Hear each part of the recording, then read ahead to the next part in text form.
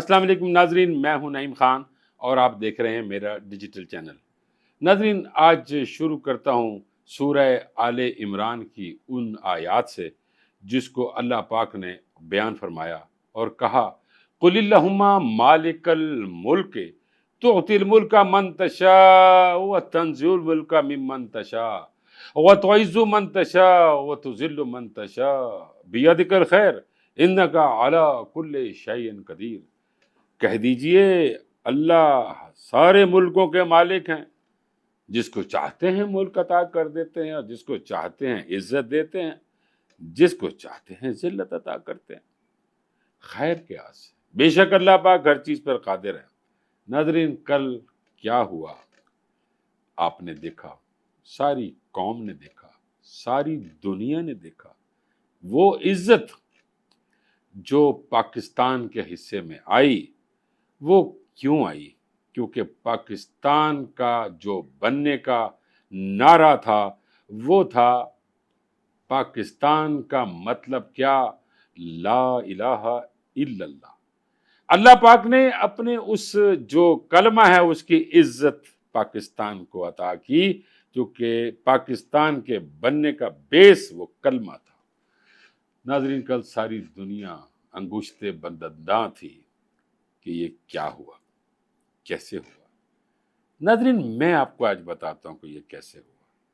ہوتا یہ ہے کہ جرأت کو سلام ہوتی ہے، دلیر کی عزت ہوتی ہے۔ مولا علی کرم اللہ وجہہ الکریم جس وقت گھوڑے پہ نکلتے تھے تو سب سے پہلے جرأت ہوتی تھی اور پھر دلیری کے ساتھ لڑتے تھے۔ خالد بن ولید رضی اللہ تعالیٰ عنہ گھوڑے پہ سوار ہو کے جاتے تھے تو لوگوں کے سروں کے سر اتار دیتے تھے کفار کے۔ ایک سب سے پہلے جرأت اور پھر دلیری۔ یہ وہ دلیری ہے جو او آئی سی کے میدان میں، جس وقت وہاں او آئی سی کا میدان سج گیا، سب نے باتیں کی، اسلامی جو سربراہان تھے موجود تھے وہاں پہ، سب نے باتیں کی، لیکن جب پاکستان کی باری آئی تو پاکستان نے وہ جرأت کا مظاہرہ کیا اور یہ کہا کہ اسرائیل صریحاً دشمن ہے اور اس کو جواب دینا چاہیے۔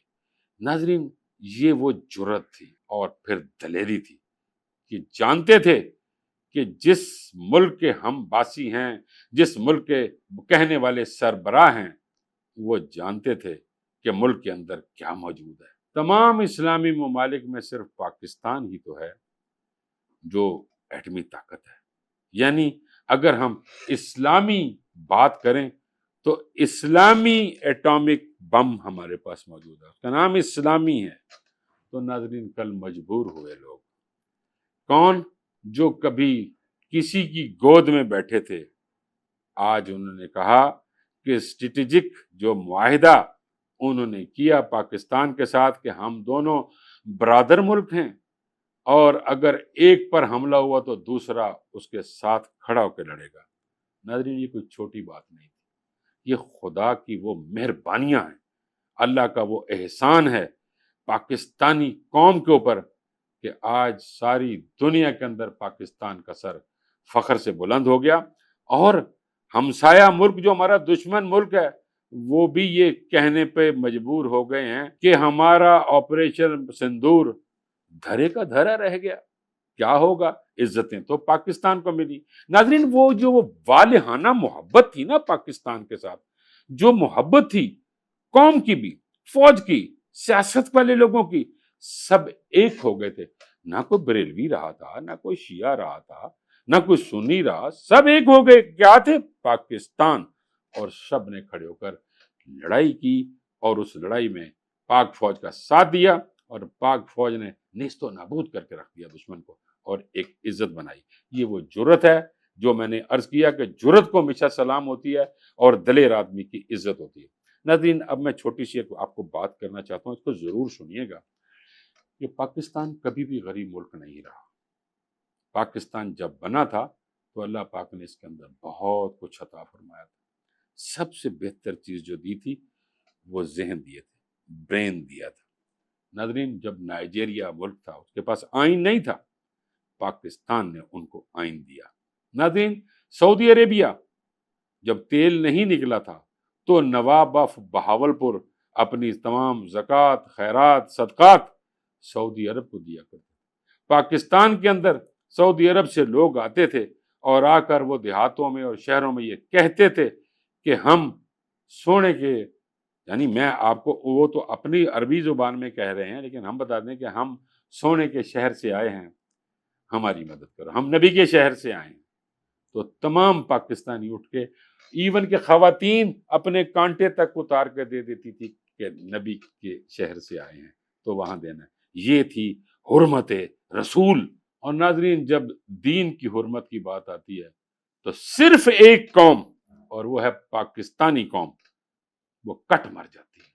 ناظرین، جب دبئی نے ملک کو بنانا چاہا تو اس کی ایئر فورس، تو کوئی ایئر فورس نہیں تھی، پاکستانی گئے اور انہوں نے جا کر ان کی ایئر فورس بنائی۔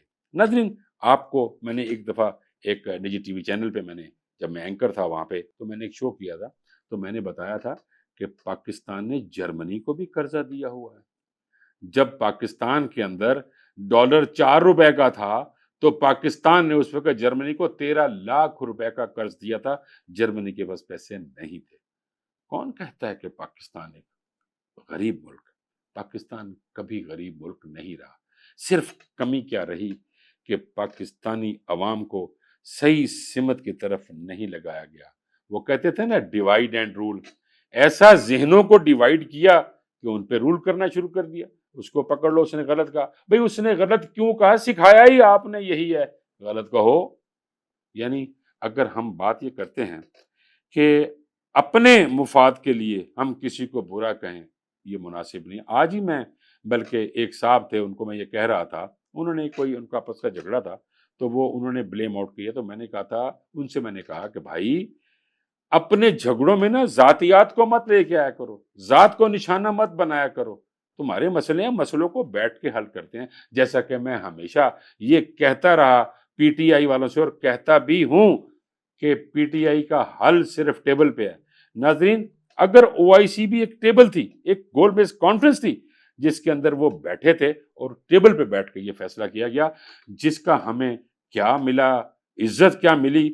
آپ ذرا غور فرمائیے کہ پاکستان کے وزیر اعظم سعودی جب فضائی حدود میں داخل ہوئے تو کس طرح F-15 نے جھک کر ان کو سلامی پیش کی، اور جب وہ اترے وزیر اعظم اپنے وفد کے ساتھ، اور جب محل پہ گئے تو باہر آ کے شہزادہ محمد بن سلمان نے باہر آ کر ان کا استقبال کیا، عزت و احترام اور توقیر سے نوازا، اور بیٹھتے ہی معاہدے پہ سائن کیے گئے۔ یہ کیا تھا؟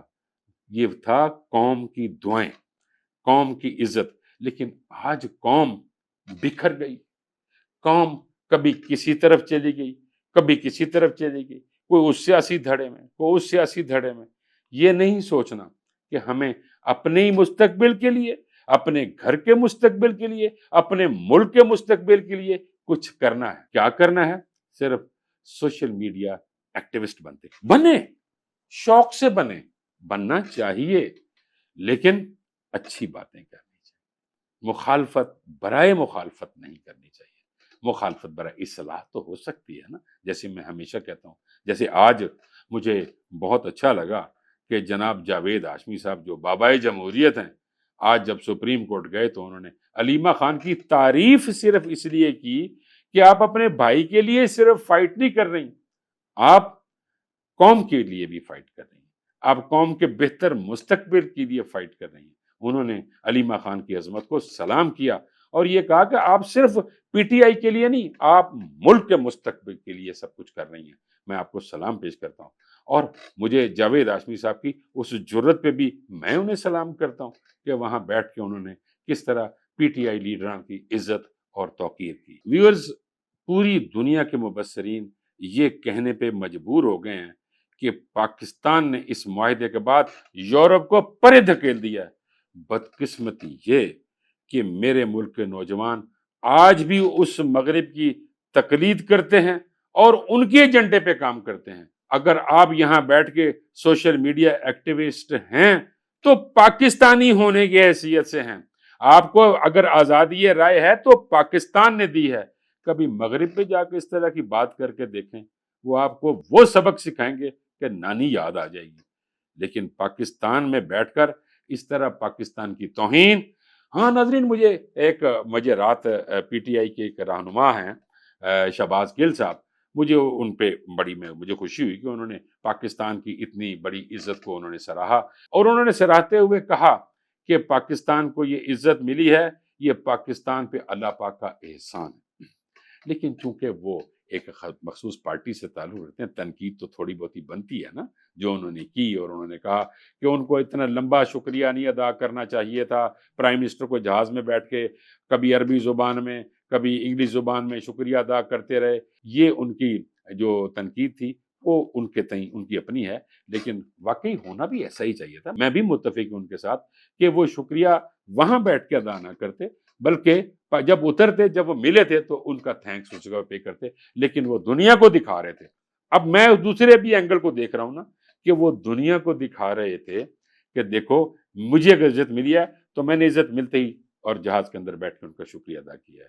پی ٹی آئی کے لوگ بھی اپنی اس خوشی کو، اس جشن کو منائیں کہ پاکستان کو اتنی عزت ملی. ہاں، اگر باقی بات یہ ہے کہ عمران خان صاحب کب جیل سے رہا ہوں گے، کیوں ہوں گے، کیسے ہوں گے، اس کا فیصلہ ٹیبل کرتی ہے ناظرین، ہمیشہ ٹیبل کرتی ہے. سیاسی مسائل کا حل، کل گوہر علی خان نے بھی یہ کہا کہ سیاسی مسائل کا حل ہونا چاہیے. تو سیاسی باتوں کا حل، سیاسی مسائل کا حل باتوں سے نہیں ہوتا. کیوں؟ کیسے؟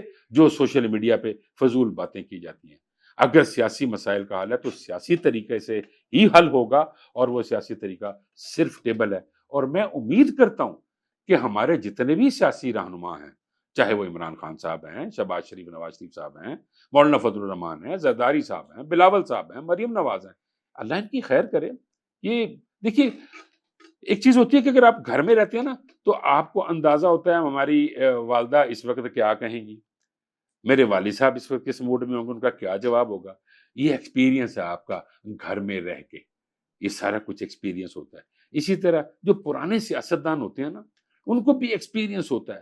وہ انٹرنیشنل افیئرز کو بھی جان رہے ہوتے ہیں، وہ گھر کے مسائل کو بھی جان رہے ہوتے ہیں. ایمانداری کی بات کروں تو جو ہمارے سوشل میڈیا ایکٹیوسٹ ہیں یا کسی بھی سیاسی پارٹی سے تعلق رکھتے ہیں، وہ بھی جانتے ہیں سچا کون اور جھوٹا کون. یہاں تو یہ وہ ملک ہے جہاں حق اور باطل کی لڑائی شروع ہو گئی ہے. اب تعین تو سب سے پہلے یہ کرنا پڑے گا، حق کیا ہے اور باطل کیا ہے. ناظرین، آج سے میں سکون کی نیند ضرور سوؤں گا کہ ہمارے جو مذہبی مقامات ہیں، خانہ کعبہ ہے اور نبی کریم محمد رسول اللہ صلی اللہ علیہ وسلم کا مدینہ منورہ ہے. پہلے یہ سوچا کرتا تھا کہ یہ کیا ہوگا، کس طریقے سے ہوگا، لیکن اس کی حفاظت تو اللہ نے کہا کہ اس کی حفاظت تو یہ میرا گھر ہے، اس کی حفاظت میں کروں گا. لیکن بندوں نے کرنی ہے. آگے فرشتے بھی کرتے رہے ہیں اس کی حفاظت، بندے بھی کریں گے. اللہ نے کہا کہ تم نے حفاظت کرنی ہے. اے ابن آدم، میں نے تمہیں اپنی عبادت کے لیے پیدا کیا ہے. ناظرین، اب سوچ کے یہ خوشی ہوتی ہے کہ کل کے معاہدے کے بعد اب تو سعودی عرب بھی ایٹمی پاور بن گیا ہے، اور دنیا کو اب وہ بتائے گا کہ سعودی اور پاک، ہوتا ہے نا سعودی پاک بینک تھا پہلے، اب خیال اب بھی ہے سعودی پاک بینک. اب یہ سعودی پاک اسٹریٹجک معاہدہ یہ دنیا کو بتائے گا کہ اب مسلمان اکیلے نہیں. ناظرین، پھر وہی میں چلتے چلتے ضرور کہوں گا کہ میں نے ہمیشہ اپنے ولاگز میں یہ بات کہی ہے کہ ہمیں سب سے پہلے باہر مغرب کی طرف دیکھنے کی بجائے اپنے ریجنل ایریاز کی طرف ضرور دیکھنا چاہیے کہ جو ہمارے پڑوسی ممالک ہیں وہ کیا کر رہے ہیں، ہمارے ان کے ساتھ تعلقات اچھے ہونے چاہیے. اب کل کے معاہدے کے بعد یہ جو خطہ ہے، جو ہمارا جتنا پورا ریجن ہے، چائنا ہے، رشیا ہے، انڈیا ہے اور بنگلہ دیش ہے، ایران ہے، ہم ہیں، بہت فرق پڑے گا ناظرین، بہت عزت ملے گی. جو چاہیں گے سو ہوگا. اس معاہدے کے بعد ہمارے پاس بہت سارے فورن انویسٹرز آئیں گے ہمارے ملک میں انویسٹمنٹ کرنے کے لیے. ہمیں ثابت کرنا ہے کہ ہم جو آپ کی انویسٹمنٹس ہیں وہ محفوظ ہاتھوں میں ہیں. ہمیں ثابت کرنا ہے، ہمیں ان کو کما کر دینا ہے. کوئی انویسٹمنٹ کرنے آتا ہے تو وہ آپ کے پاس انویسٹمنٹ کر رہا ہے، وہ چاہتا ہے کہ آپ بھی کھائیں، ہمیں بھی کھلائیں. تو یہ نہ ہو کہ فورن انویسٹر یہ ڈرتے ہی رہیں کہ ساڑھے پیسے تک ہی بنے گا. تو اس طرح کی پوسٹیں لگایا کریں، اس طرح کی باتیں کیا کریں تاکہ ہمارے ملک کے اندر فورن انویسٹر آئے، اس کو یہ محسوس ہو کہ میرا پیسہ یہاں محفوظ ہے اور میں یہاں बिजनेस अच्छा कर सकता हूँ। नाजरीन, एक तफसीली शो मैं आपके सामने पेश करूंगा, वो ज़रा थोड़ा सा लंबा होगा। उसमें बताएंगे कि मगरब को कैसे धकेला गया और पूरा जो एक इस्लामी ब्लॉक है जितना भी, वो पाकिस्तान के अंदर किस तरह इन्वेस्टमेंट करेगा और वो पाकिस्तान को वही स्ट्रेटेजिक जो जो एग्रीमेंट्स हैं हर इस्लामी मुल्क हमारे साथ करेगा। अब मैंने पहले कहा था नाज़रीन, हमें साबित करना होगा कि हम वाक़ई वही दलेर नेशन है और जुर्रत के साथ फैसले करते हैं और उनकी इन्वेस्टमेंट और उनका जो साथ हमारा, वो हम बताएँगे। अगर आपने हमें अपना साथी चुना है तो हम एक बेहतरीन साथी। नाज़रीन, चलते-चलते फिर वही मेरी रिक्वेस्ट कि हमारे चैनल को सब्सक्राइब कीजिएगा, वीडियो अच्छी लगी हो तो लाइक और शेयर ज़रूर कीजिएगा। मुझे इजाज़त दीजिए। अल्लाह हाफ़िज़।